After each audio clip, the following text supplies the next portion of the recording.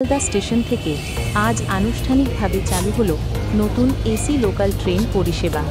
শিয়ালদা রানাঘাট রুটে এই আধুনিক ট্রেনের উদ্বোধনের মাধ্যমে শহরতলির যাত্রীদের জন্য শুরু হলো আরও আরামদায়ক ও দ্রুতগামী যাত্রার সুযোগ। নতুন এসি লোকালের প্রতিটি কামরা তৈরি হয়েছে স্টেইনলেস স্টিল দিয়ে, যা কেবল মজবুতই নয় বরং দীর্ঘস্থায়ী ও নিরাপদ। মোট 12টি কামরা বিশিষ্ট এই ট্রেনে যাত্রীদের জন্য পর্যাপ্ত বসার ব্যবস্থা, আরামদায়ক আসন, উন্নত মানের এয়ার কন্ডিশনিং ও আধুনিক আলো ব্যবস্থা রাখা হয়েছে। রেল কর্তৃপক্ষ জানিয়েছেন, এই এসি লোকাল মূলত নিয়মিত যাত্রীদের আরামদায়ক ভ্রমণ নিশ্চিত করার জন্য চালু করা হয়েছে। এতে শুধু গরমের সময় নয়, সারা বছরই আরামদায়ক পরিবেশে যাত্রা সম্ভব হবে। নতুন এসি লোকালের ভাড়া সাধারণ লোকালের তুলনায় বেশি হলেও যাত্রীদের জন্য সুলভ হিসেবে ধরা হচ্ছে। ঘোষিত ভাড়া: শিয়ালদা থেকে দমদম 35 টাকা, শিয়ালদা থেকে ব্যারাকপুর 60 টাকা, শিয়ালদা থেকে নৈহাটি 90 টাকা, শিয়ালদা থেকে রানাঘাট 120 টাকা। যাচ্ছে রানাঘাট থেকে কিরকম লাগছে, কিরকম ফিলিং?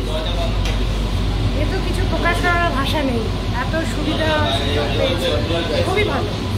এবং এই প্রথম রানাঘাট শহর থেকে ছাড়ছে, ও পুরো ভারতে প্রথম। হ্যাঁ, এটা কতখানি গর্বিত মনে করছে? সে তো আছে, গর্বিত তো আছি অবশ্যই, কিন্তু আমি জানি না এটা কতটা আমরা ভালো রাখতে পারবো। এটা ডিপেন্ড করছে আমাদের উপর টোটালি। আমরা যদি পরিষ্কার পরিচ্ছন্ন রাখি, ভালো রাখি, আগামীতে অবশ্যই আরও ভালো হবে। শুধু এইটুকু আমি রাখি। রানাঘাট থেকে পূর্ব ভারতে এই প্রথম লোকাল এসি লোকাল। কোথায় যাবে? আমি শিয়ালদা যাব। আর এই যে রানাঘাট শহর থেকে পূর্ব ভারতে প্রথম এখান থেকে ট্রেন চলছে এসি, কতক্ষণই আশা করতে পারেন এই ট্রেনটার উপর যে ভাঙচুর বা মানুষের মানসিকতা? এটা তো মেনে নিতে পারি না, এইসব মানসিকতাগুলো, এগুলো বিকৃত মস্তিষ্কের কাজ। কারণ সাধারণভাবে আমরা খুবই উৎফুল্ল এই ট্রেন চালু হওয়ার। কি নাম আপনার? আমার নাম তপন কুমার রায়।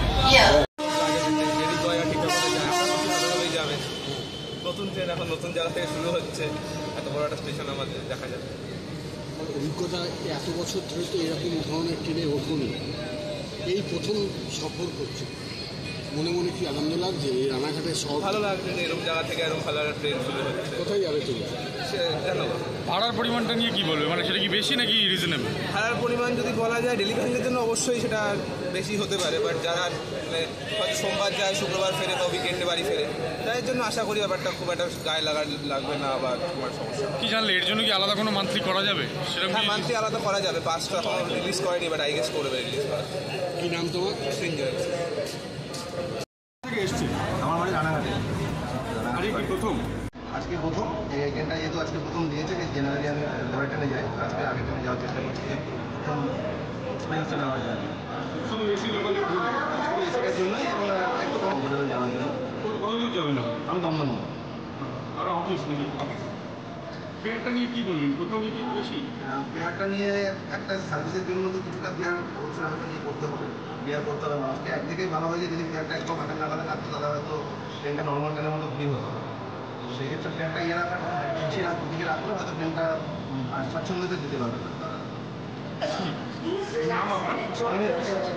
অনিমেষ বিশ্বাস।